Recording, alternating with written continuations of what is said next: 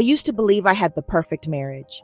For 10 years, my husband, Daniel, and I built a life together, one that looked enviable from the outside. We had a beautiful home, stable careers, and what I thought was unwavering trust. Friends admired us, calling us the couple that made marriage look easy. But perfect lies are the easiest to fall for. I should have seen the signs. The long nights at work, the sudden increase in business trips, and the way Daniel's phone never left his side. I convinced myself it was normal. After all, he was a hard-working man. He was dedicated. But dedication had two faces. It wasn't until I started noticing the small things, the scent of a perfume I didn't own lingering on his shirts, the unexplained expenses on our joint account, the way his gaze would shift ever so slightly when I asked about his day, that my illusion of a perfect marriage started to crack. Still, I buried my doubts. Love makes fools of us all. Then came the ultimate insult. One night, as we lay in bed, Daniel turned to me and said, "Babe, I've been thinking. We should be more careful with money. Maybe cut down on unnecessary spending." I laughed, assuming it was a joke.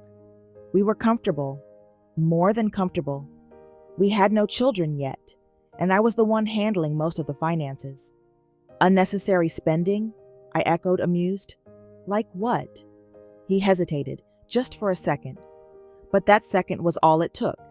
Like shopping sprees, eating out.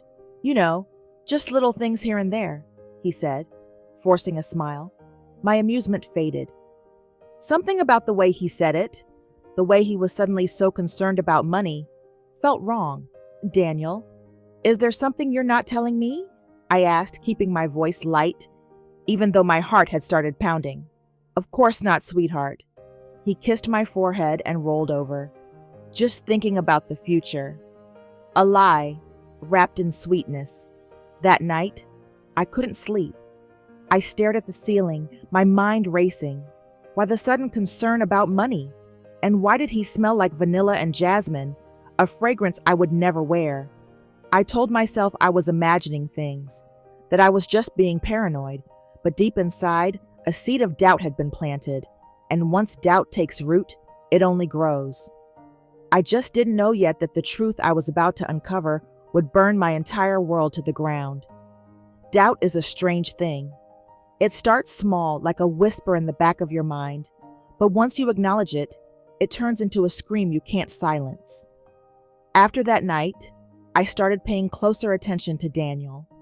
His words, his actions, the way he avoided eye contact when I asked simple questions. The man I thought I knew was slipping through my fingers, replaced by someone different. The first real crack in the mirror came 2 weeks later. I was doing our monthly budget, something I had always taken charge of. It was routine, checking expenses, tracking bills, making sure we were on top of things. But as I scrolled through our joint account, something made my stomach tighten. A large withdrawal, $15,000. Not for bills, not for investments, just gone. I blinked, my breath catching in my throat. $15,000? That wasn't a casual expense. That was something major. I flipped through more transactions. Another $10,000 withdrawal just a month before. $8,000 before that. My hands trembled as I checked the payment details. The money had been wired to an account I didn't recognize, under the name Waverly Estates, a property company. I felt dizzy. Daniel had never mentioned buying property. We made all major financial decisions together, so why was he funneling money into a real estate company without telling me? I took a deep breath, forcing myself to stay calm. There could be an explanation.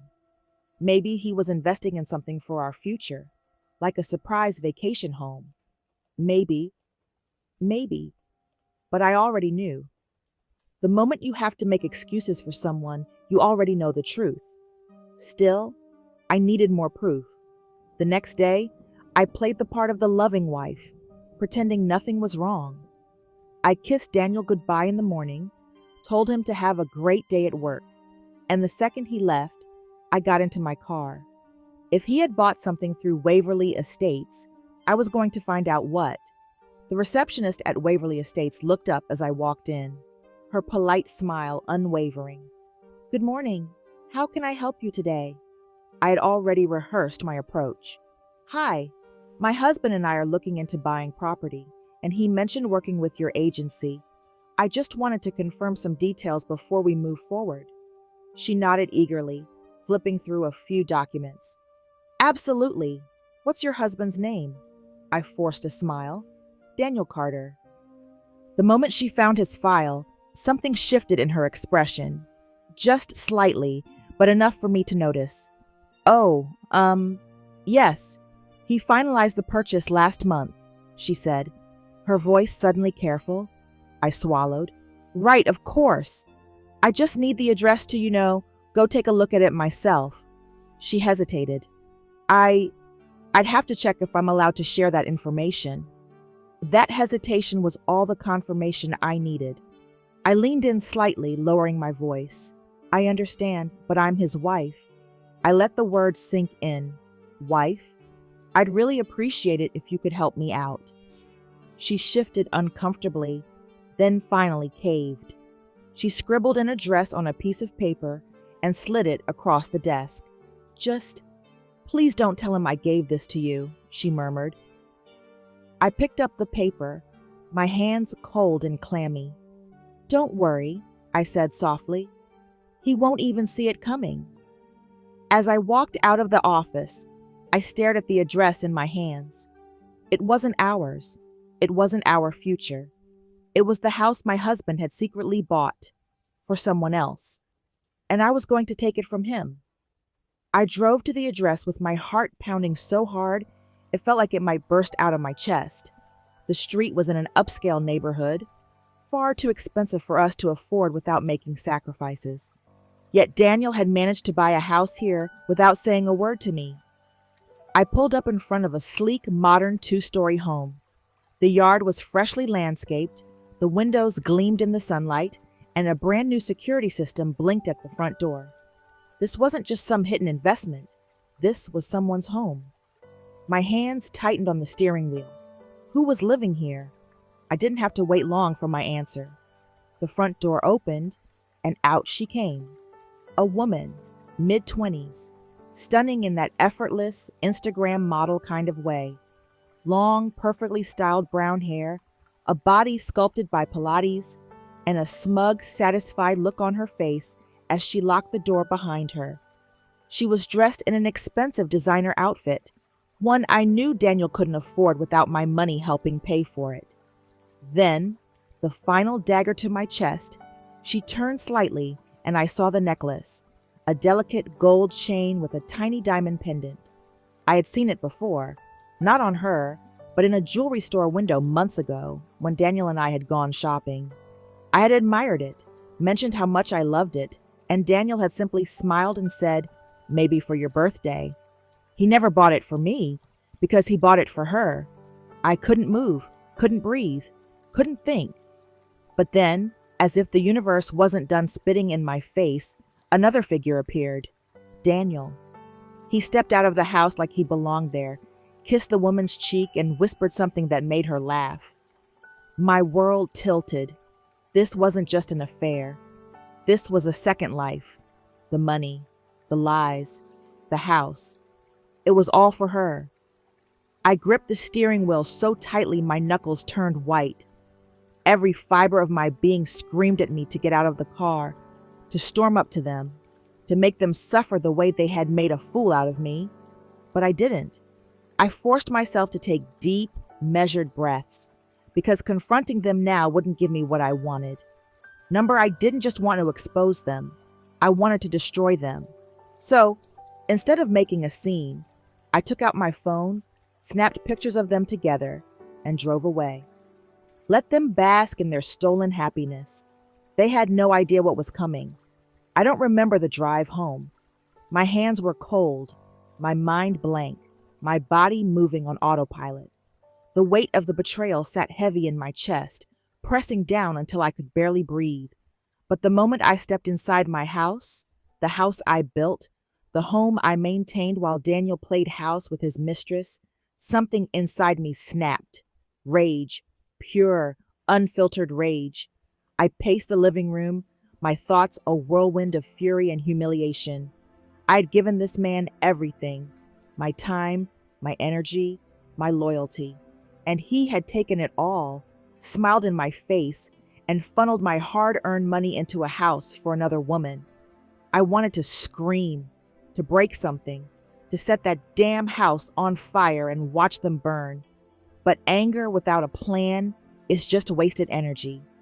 And I refused to be the victim in this story. I needed revenge. I pulled out my laptop and started digging.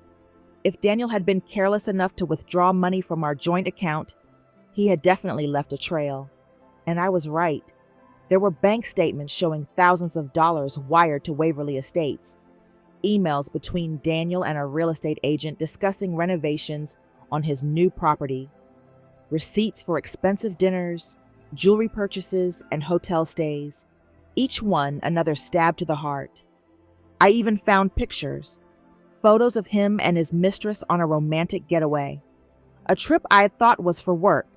I saved everything, screenshots, printouts, backups. If I was going to take him down, I needed to be thorough. The house was legally his, but the money used to buy it was ours.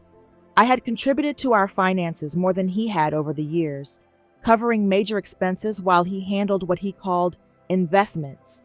That meant, with the right legal approach, I could take the house from him. The next morning, I called a divorce attorney. Not just any attorney, the best in town. The kind who specialized in high-asset divorces and had a reputation for being ruthless. When I walked into her office, I felt the weight of my own fury settle into something sharper, more focused. "I want the house," I said, placing my evidence on the table, "and I want to make sure he regrets ever thinking he could do this to me." She flipped through my documents, a slow, satisfied smile spreading across her face. "This is more than enough," she said. "You're going to bury him." But I couldn't tip him off. If Daniel suspected I knew, he would start covering his tracks. So I played the role of the clueless wife. I kissed him when he came home, smiled when he lied to my face, listened to his excuses for late nights at work, all while knowing exactly where he had been. And while I waited, I made moves behind the scenes. I separated my finances, moved my money into a personal account, and secured my valuables so he couldn't screw me over in the divorce. Then, I hired a private investigator to dig up anything I might have missed. And when the time was right, I would strike. Because Daniel thought he had won. He had no idea he was about to lose everything. For weeks, I played my part flawlessly. Every morning, I kissed Daniel goodbye as if nothing had changed. Every night, I listened to his lies with a gentle smile. He thought he had fooled me, thought I was blind to the stench of betrayal clinging to his skin. But behind the mask of the devoted wife, I was dismantling his world piece by piece. The first thing I did was secure my finances. Quietly, methodically, I moved my savings into a separate account, making sure he couldn't touch a single penny of what I had earned. Every time he mentioned our tight budget, I nodded in agreement, all while ensuring he'd have nothing to fall back on when I was done with him. Then, I gathered more evidence. Late at night, while he slept soundly beside me, I unlocked his phone with the passcode I had long memorized. I scrolled through messages he thought were safely hidden, emails that confirmed the full extent of his deceit. There were receipts for expensive gifts, reservations at high-end hotels, even a message to his mistress promising that soon everything will be ours. Ours. That single word made my blood boil. He had built a future with her using my money, my sacrifices. But soon, that future would crumble beneath his feet. I started working with my attorney, preparing to blindside him with the divorce papers. Legally, I had more claim to the house than he did, and with the evidence of financial infidelity, I had every right to strip him of everything he had stolen from me. But I wasn't just going to take the house. I wanted him to watch as I took it. I wanted him to know exactly how it felt to lose everything. So I waited for the perfect moment. One evening, Daniel came home late. He smelled like perfume that wasn't mine, his shirt slightly wrinkled, his eyes avoiding mine as he muttered an excuse about another long day at the office. I simply smiled, kissed his cheek, and handed him a drink. "Relax, baby," I cooed. "You work too hard." He grinned, pleased with himself. He thought he had won. A week later, I made my move. Daniel had an out-of-town trip planned, one of his many business getaways that I now knew were nothing more than rendezvous with his mistress. The moment his car disappeared from the driveway, I called the locksmith. The house was legally mine now. The paperwork had been processed, the transfer of ownership completed behind his back. And with one simple request, I had every single lock changed. By the time he returned, suitcases in hand, confident in his double life, his key no longer worked. I watched from the window as he fumbled, confusion turning to frustration. He tried again and again, his movements growing more frantic. Then I stepped outside. "Something wrong?" I asked sweetly, crossing my arms. His face twisted in confusion. "Why is my key not working?" I tilted my head, pretending to think. "Oh, right," I said, as if I had just remembered something insignificant. "You don't live here anymore." His eyes widened. "What the hell are you talking about?" I pulled out the documents from behind my back, the legal proof that the house was now mine and mine alone. I let him snatch them from my hands, watched as his face drained of color while he read. You can't do this," he stammered, his voice cracking. "I already did," I said, my voice cool and unshaken. He looked up at me, rage flickering in his eyes, but beneath it, fear. He had thought he was in control. He had thought I was the fool. But now he was the one standing on the outside, locked out of everything he thought he owned. And I had never felt more powerful. Daniel's face twisted in disbelief as he stared at the papers. His hands trembled, his knuckles turning white as he gripped the documents as if sheer willpower could undo what had already been set in stone. "You think this is funny?" he spat, his voice shaking. "You're playing some kind of game, right?" I let out a soft, almost pitying laugh. "Oh, no, Daniel," I said, tilting my head. "You were the one playing games. I just decided to change the rules." He tried to shove past me, but I stepped in his way. This was no longer his home. The locks had been changed. The ownership was transferred. And as he finally began to understand that, I saw the panic creep into his eyes. "Listen," he started, his voice suddenly softer, almost pleading. "Let's talk about this. We've been together for 10 years, babe. We can fix this." I arched an eyebrow. "Fix this?" I repeated, amused at his audacity. "You mean like how you fixed our marriage by buying a house for your mistress?" His mouth opened, then closed, caught. I stepped closer, lowering my voice so only he could hear. "I know everything, Daniel. Every single lie, every stolen dollar, every text message. I know about the gifts, the vacations, the nights you spent with her instead of me." I leaned in, my voice a whisper against his ear. "And now, you know what it feels like to lose something you thought was yours." He pulled back sharply, his expression flickering between rage and desperation. "You can't just take everything from me," I smirked. "That's the funny thing about betrayal, Daniel. You don't get to decide how the person you hurt reacts." Just then, a sleek black car pulled up to the curb.